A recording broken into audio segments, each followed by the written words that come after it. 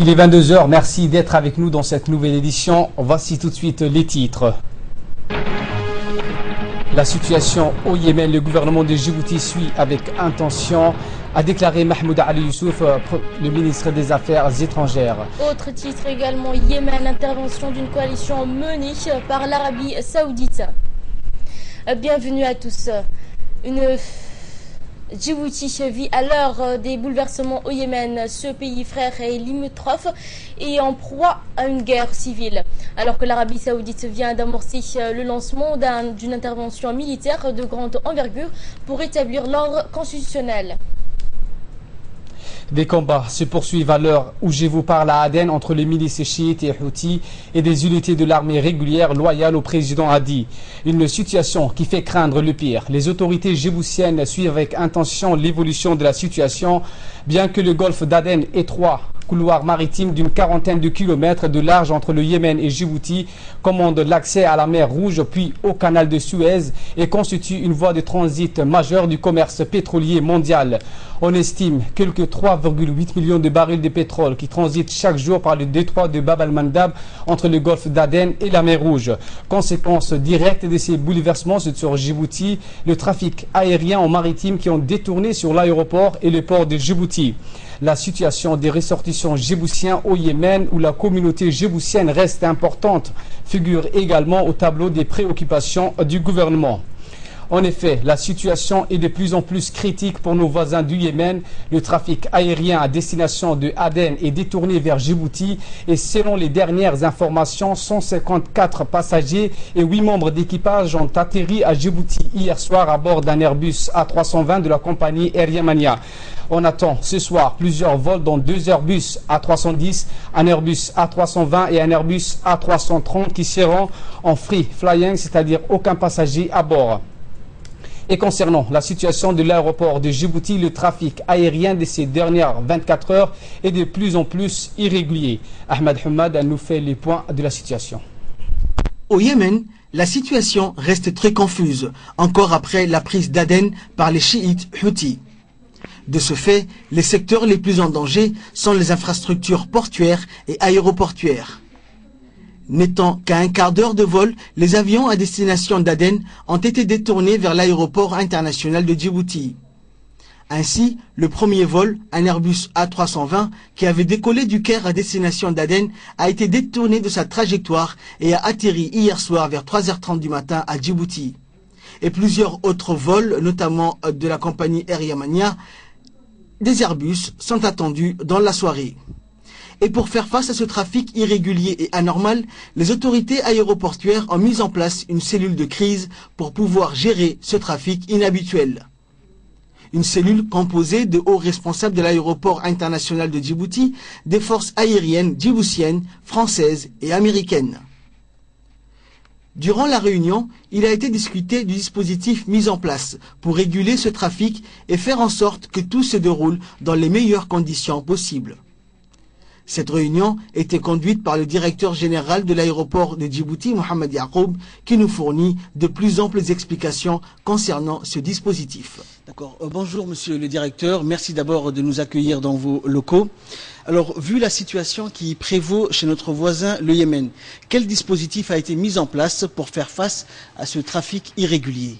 Hier soir, vers 3h25 heure locale, a été dérouté le vol IY 545 de Yemenia par le contrôleur saoudien en poste à Jeddah parce que l'aéroport de Sanaa a été fermé pour cause des conflits. Le total de transport passagers se chiffre 154 passagers, y compris 8 membres d'équipage.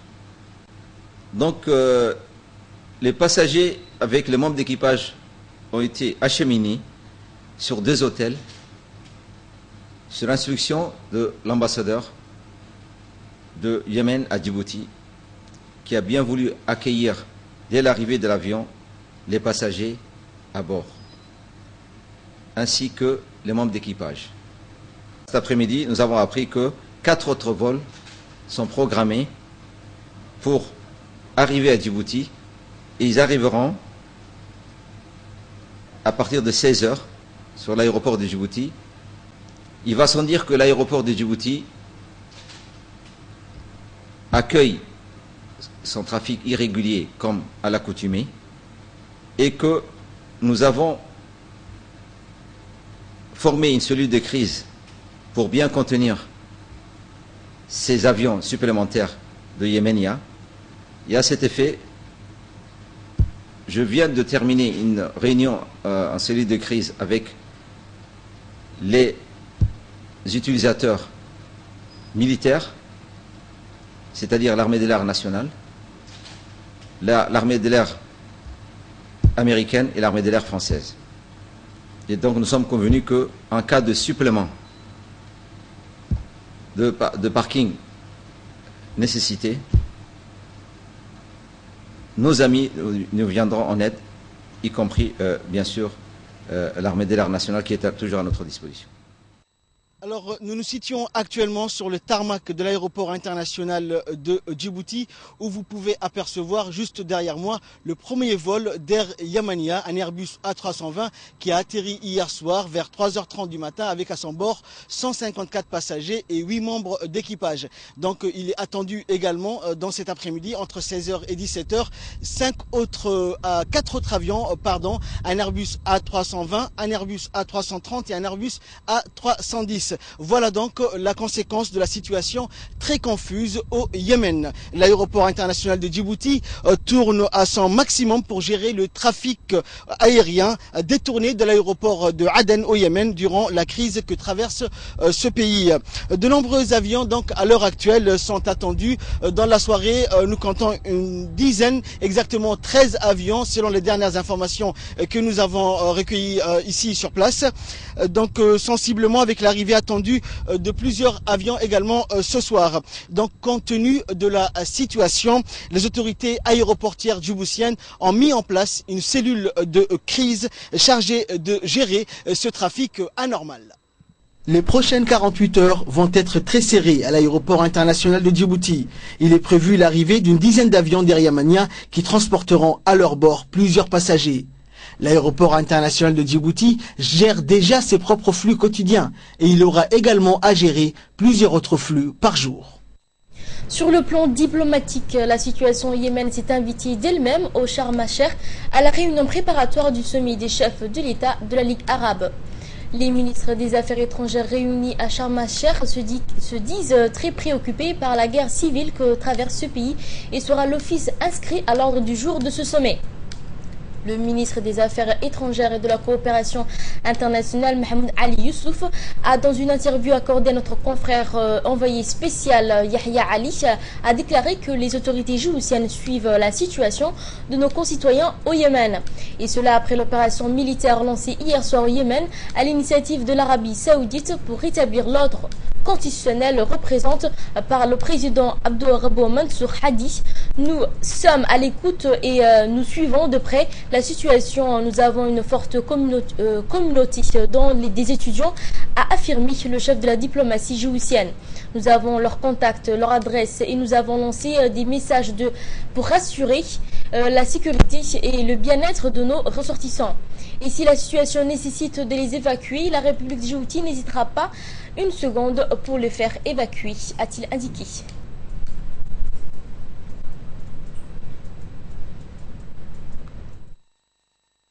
Comme vous le savez, la République de Djibouti soutient, bien entendu, l'ordre constitutionnel dans ce pays, qui est représenté par le président Abdurrabbo Mansour Hadi. La République de Djibouti soutient également cette intervention militaire pour rétablir cet ordre constitutionnel. Et nous sommes donc à l'écoute de ce qui se passe aujourd'hui au Yémen. Nous avons une forte communauté djiboutienne qui vit dans ce pays, notamment des étudiants.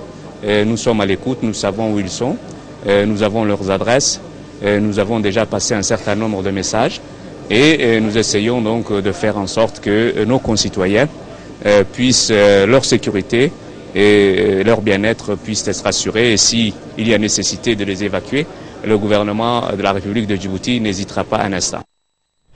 C'était le ministre des Affaires étrangères et de la coopération internationale, Mahmoud Ali Youssouf, au micro de notre confrère et envoyé spécial Yahya Ali à Sharm el-Sheikh.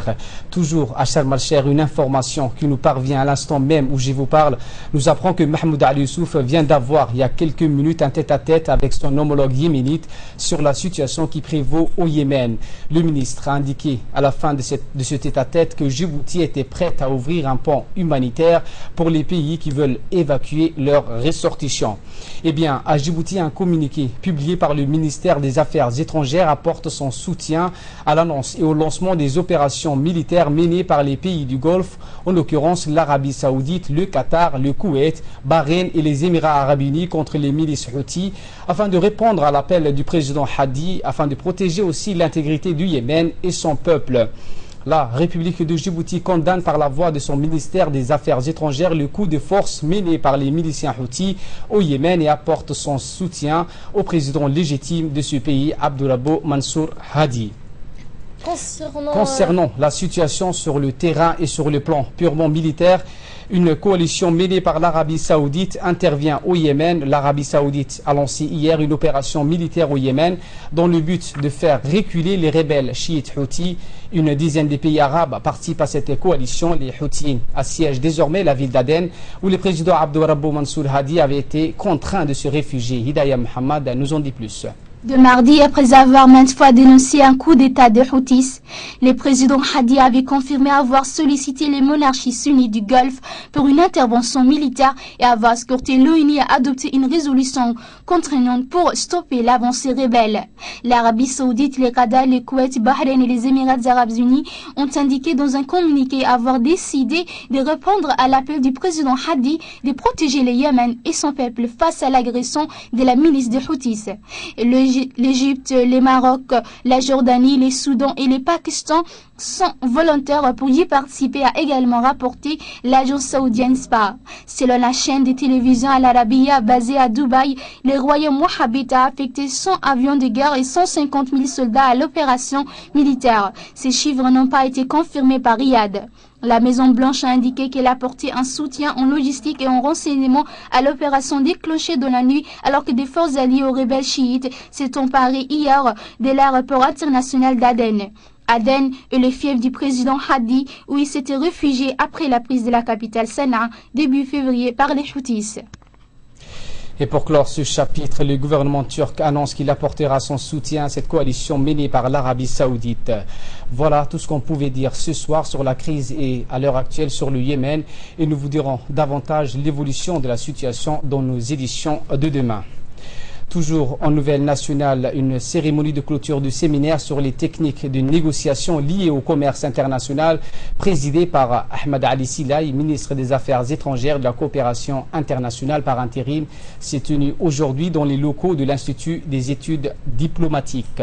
Était présent le directeur de l'Institut des études diplomatiques Moussa Ali Begek, ambassadeur de l'Union européenne à Djibouti Joseph Silva et le ministre des Affaires étrangères de la coopération internationale par intérim. Cette formation a été financée par l'Union européenne. Elle a permis à nos diplomates et aux cadres de l'administration publique, des établissements publics et à un certain parlementaire de se familiariser sur les questions d'intérêt économique complexe. La formation est animée par Madame Bourgeois, experte internationale.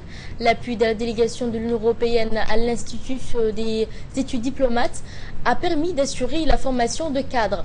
Cette initiative a contribué au succès du processus d'intégration économique régionale soutenu par l'ambassade de l'Union européenne représentée par Joseph Silva. Pour inscrire dans cette dynamique économique actuelle, les pays membres du LIGAD ont à juste titre décidé de renforcer les capacités. Bourgeois, experte internationale de haut niveau, est un des domaines importants à maîtriser. Durant le déroulement de ces séminaires, j'ai constaté que les participants ont fait preuve de sérieux, d'assiduité et de persévérance. Cela nous a beaucoup motivés et encouragés à développer ce genre de séminaires. Enfin, je voudrais rendre hommage aux efforts de nos partenaires, en tête duquel se trouve l'Union européenne, le secrétariat de l'IGAD et les États membres de l'IGAD qui continuent d'appuyer nos efforts pour réaliser nos objectifs. Il existe, quant à l'art de la négociation, une phrase assez célèbre qui dit qu'il faut toujours être prêt à négocier, mais ne jamais négocier sans être prêt. J'espère que, grâce au savoir que vous avez acquis au cours de ces 2 semaines, vous savez mieux désormais comment, à vos postes respectifs, être prêt. Le premier défi, c'est celui que l'on appelle la facilitation des échanges, dont l'objet est de dynamiser le commerce en réduisant les coûts par l'amélioration de la productivité des douanes, le recouvrement efficace des taxes à la frontière, la lutte contre la corruption, etc. Je dois souligner que le coût de la circulation des biens et services représente aujourd'hui encore près de 10% de la valeur totale des échanges, alors qu'il pourrait être de moitié si des progrès étaient réalisés dans la facilitation de ces échanges. Je sais que Djibouti a décidé de traiter efficacement cette question dans le cadre de la stratégie nationale de développement du commerce, pour la mise en œuvre de laquelle votre pays reçoit le soutien plein et entier de l'Union européenne. On constate d'ailleurs que les pays émergents qui progressent le plus dans le rapport annuel Doing Business de la Banque mondiale sont aussi ceux qui ont modernisé leur cadre de facilitation des échanges. Le ministre de la Coopération internationale, le ministre des Affaires étrangères par intérim, a présidé la cérémonie. Cette formation assurée par l'Institut avec un financement de l'Union européenne et permettra de renforcer les capacités des diplomates djiboutiens et des nombreux acteurs qui ont suivi la formation. Réunis aujourd'hui pour célébrer ensemble la fin du 2e cycle de formation financé par l'Union européenne et axé sur la maîtrise des techniques de négociation liées au commerce international. Cette formation a permis à nos diplomates et aux cadres de l'administration publique, des établissements publics et à certains de nos parlementaires de se familiariser sur les questions d'intérêt économique complexes. Excellences, Mesdames et Messieurs, au cours des dernières années, le développement du commerce international a contribué à la croissance économique globale. Dans ce processus, les cycles successifs de négociations multilatérales ont joué un rôle moteur. Mais l'interdépendance économique atteint aujourd'hui une dimension nouvelle qui impose des démarches collectives et concertées qui, au-delà des flux commerciaux, concernent les mouvements des capitaux, des personnes et surtout de l'information et des idées. Aussi, il me plaît de rendre hommage aux actions du comité des ambassadeurs de l'IGAD et du secrétariat de l'IGAD qui mettent tout en œuvre pour que nos objectifs de renforcement des capacités soient pleinement remplis. Enfin, je voudrais aussi remercier l'experte internationale en technique de négociation commerciale, Madame Bourgeois, qui, durant le déroulement de ce séminaire, n'a pas ménagé ses efforts et a transmis son savoir-faire et partagé son expertise dans ce domaine.